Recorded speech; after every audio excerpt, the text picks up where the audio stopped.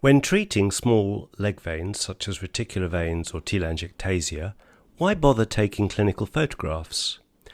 Well, clinical photography will allow you to audit your results, will protect you from complaint, and it will give you the best tool to improve patient satisfaction. So let's dive into clinical photography.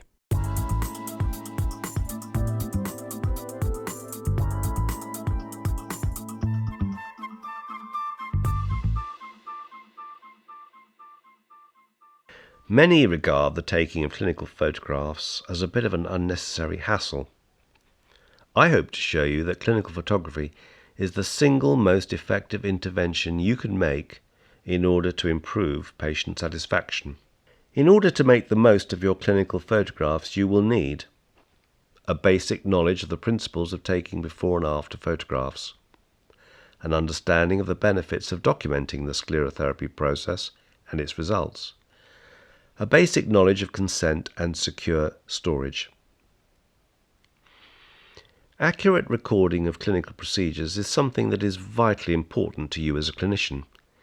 It not only provides you with an indisputable record of how the condition looked before treatment, but photographs can record both the intermediate stages and the final result. You can then provide the patient with reassurance and provide evidential protection for yourself in the event of a dispute. Camera.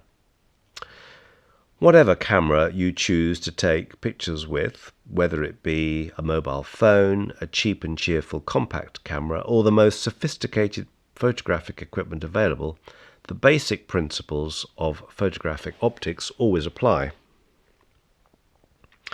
For the purposes of this section of the course, I assume you'll be using digital media rather than traditional film, and the term camera is used to describe any device which takes a photograph on digital media. Regarding camera choice, well, with so many brands and types on the market, I don't think I can make a definite recommendation other than to say you should buy the best you can afford, with the proviso that it should not be too difficult to use. My own personal experience is that if it's too complicated, then the camera will just end up sitting on the shelf. What should you aim to achieve with your camera? Well, the essential requirement of any clinical photography are that the image should be sharp and in focus, so the lens aperture and the shutter speed need to be appropriate. In general, that means the shutter speed should be fast enough to avoid camera shake on the photograph, and the aperture needs to be small enough to keep all parts of the image in focus.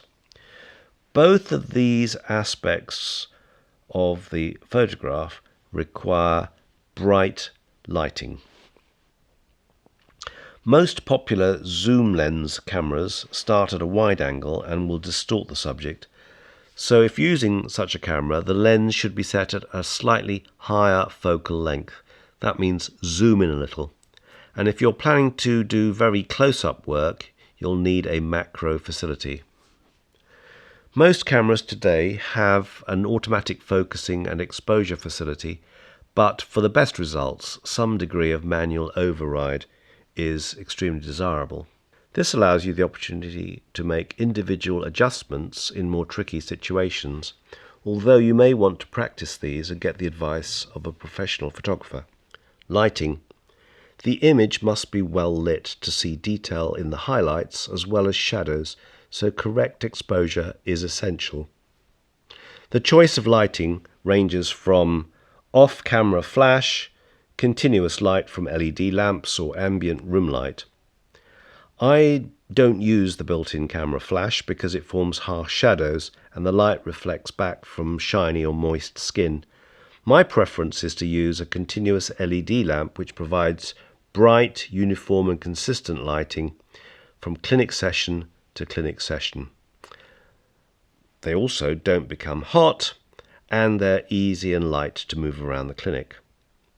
Telangiectasia are flat and require flat, even lighting from both sides. Shadows should be minimal and colour and fine detail are very important. Backgrounds. Backgrounds should be plain in colour, usually mid-blue, black or mid-grey. The background should be clean, clear and uncluttered. I don't recommend white backgrounds because they can cause false exposure readings with auto-exposure cameras.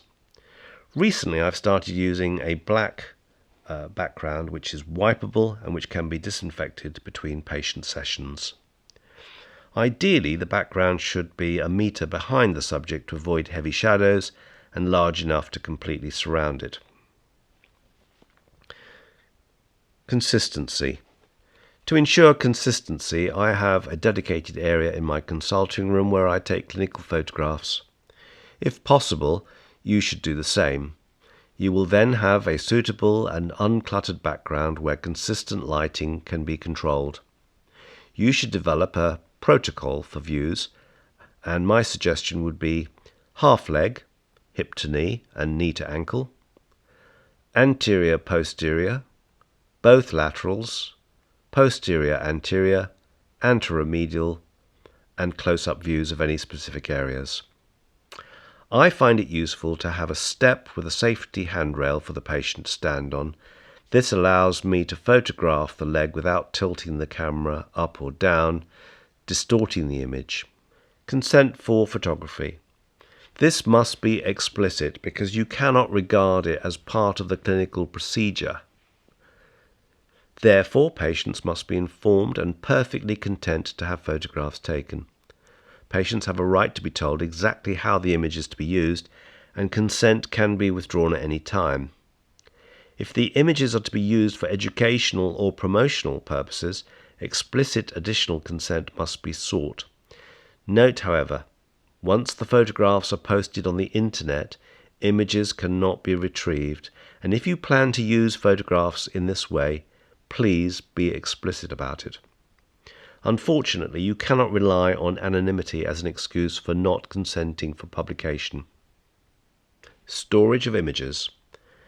Clinical pictures are all part of the patient's medical record, and as such you must ensure that they are stored in accordance with general data protection regulations. Even if you consider them to be non-identifiable, they are still classified as confidential material. You are expected to store digital images on encrypted drives. Encrypted camera cards are not available, so great care must be taken to transfer images to a secure place and to format the cards after use. Many practitioners use their mobile phone to take pictures, and certainly modern mobile phones take excellent pictures. I would strongly advise you to have a dedicated mobile phone for this purpose, and to keep this mobile phone stored away securely in between clinic sessions. I strongly advise against using your own personal mobile phone, which you carry with you all the time, for taking clinical photographs. In my experience, patients are often surprised and pleased by the results of their sclerotherapy treatment. This is supported by a publication in 2018 which concluded that showing patients images of the results of their sclerotherapy is a simple way of improving patient satisfaction with the cosmetic outcome. Summary. In my opinion, clinical photography is a very important part of the clinical record when undertaking microsclerotherapy. I advise all practitioners to develop a protocol and a routine for photography. Develop the habit of taking photographs from the start. Clinical photography can also form part of your reflective practice, and I believe it has helped me improve my technique over the years.